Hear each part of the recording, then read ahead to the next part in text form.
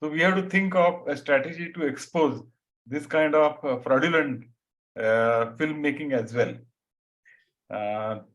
अभी मैं श्री सुभाष देवरे जी को बुलाना चाहता हूँ। सुभाष जी बंगलोर से हैं और काफी अरसे से एनवायरमेंटल एक्टिविस्ट रह चुके हैं और इन्होंने काफी सारे पब्लिक इंटरेस्ट लिटिगेशन बेंगलुरु में दाखिल किए हैं। अपने पहले अवतार में वो एचआर प्रोफेशनल रह चुके हैं, बड़ी बड़ी कंपनियों में उन्होंने काम किया है और फिर भी उनका जो रवैया है, उनका जो पर्सपेक्टिव है, it is to end inequality, and he has also compiled a lot of data about contract labor practices of big industry, and he is showing that the contract labor is responsible for a lot of profits which these companies earn by having a contingent of contract labor. So, but today he's going to talk to us about ending the destruction of our ecology. So over to you, and I will share the screen in a moment. You need the screen, isn't it, Subhash? Actually, you don't. It's all right. Okay, go ahead. It will unnecessarily distract. Okay. So, very good evening to everybody, and I want to thank Ashutosh, my old friend, to give me an opportunity to talk about environment, which is actually a relatively ignored subject, but a very important one. And so I'm going to take the next 7-8 minutes to tell you what is happening in this area. Just want to ask, am I audible to everybody? Yeah? Yes, yes, sir, audible. Am I also visible? Audible. Am I also visible? Because my laptop has some problems. So, all right. So, Subhash Devare ji said that there is something called an indirect emergency right now. The often used word is actually undeclared emergency. But in the area of environment, I will say there is actually a declared emergency. And that emergency has been declared in the name of what some of us call as development. D-E-V-I-L-O-P-M-E-N-T. Development. And so that's where we are today. And why do I say this? And I'll give you some statistics, so please bear with me. Something like 89,000 hectares of forest land was diverted for development projects in the last 5 years. Air pollution killed 16.7 lakh people in 2019. Out of the 600 odd rivers assessed, 300 are polluted. And Gujarat has the highest number of polluted rivers. Recently, there was a permission granted to cut 8.5 lakh trees on the Great Nicobar Island for some kind of a mega project. Now, this is the state of affairs. Now, who is responsible for it? Let's get into this. Other word that was used quite often was crony capitalism. So I will say that it's not that only the industries are responsible, but they definitely have taken the lead. And of course, we have some leaders in the field who are quite well known for other things as well. For instance, in 2013, Adani was fined 2,000 crore penalty for damaging mangroves and creeks for the port in Gujarat. Then there is another gentleman called Anil Agarwal of the Vedanta Group, who's is very dangerous, but not really much known about him. He is known to violate environment in a very, very big way. And so there is a lot of activity, there is a lot of responsibility that falls on some of these big corporates. Now, in this situation of emergency, what is our central government doing? Now, they have declared in January 2022 that the forest cover in the country has gone up. Now, this is a fraudulent claim because what they have done is they have changed the definition of the forest, the word forest. Because now some plantations like tea or coconut or palm, etc., is also counted as forest. Whereas the reality is that the forest cover, what we call the real forest, that forest cover has declined. So this is what the government is doing, And because they have, our Prime Minister has given a commitment at Paris, and in order to meet that commitment, false data is being put out.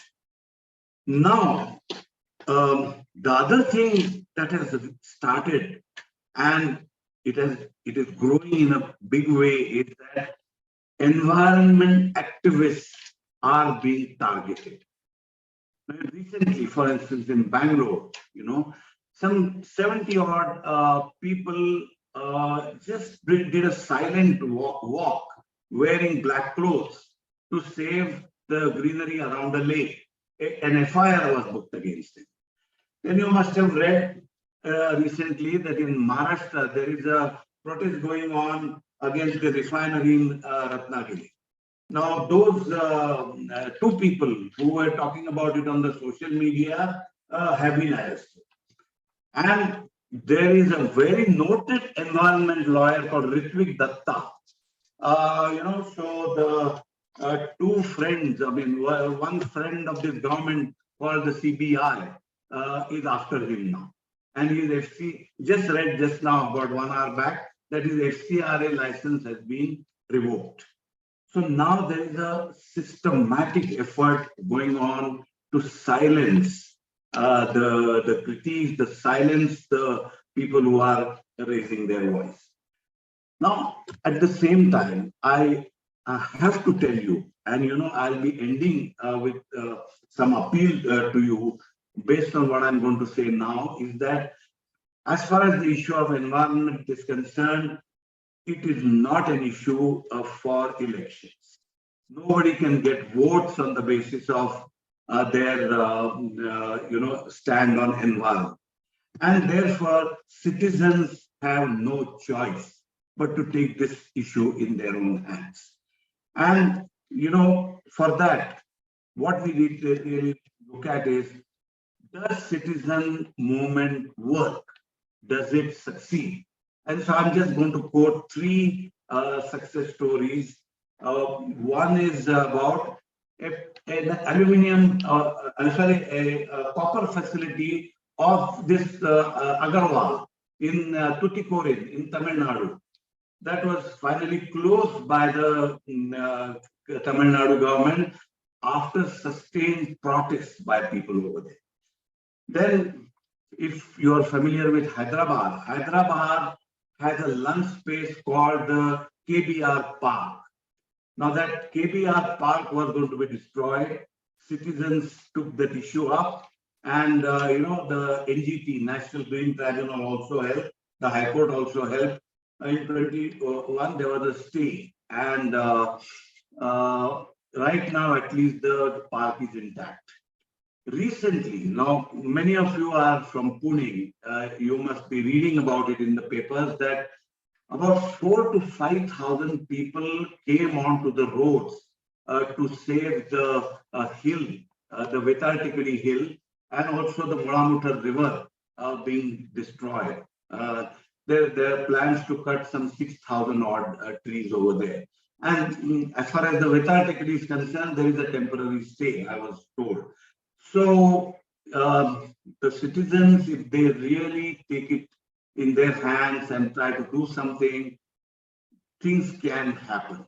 And therefore, my urge, a very sincere request from the bottom of my heart to all of you present here is provide a small space for environment in your life. And what is it that a citizen can do? And this is something that I'm saying based on my own personal experience, because you would wonder, okay, what is it that is possible? So first, use RTI to get proper information. Because today, as you know, in almost all sectors, there is no data. How many migrant workers walked? How many kilometers? No data. And so now RTI is still alive. There are efforts going on to kill RTI also. But till it is alive, please use it. Get some data and give it wide publicity. Now, mainstream media, we are lucky to have a decent mainstream media in Bangalore who covers environment issues, but otherwise the mainstream media is silent. And therefore, we have no choice but to use the social media.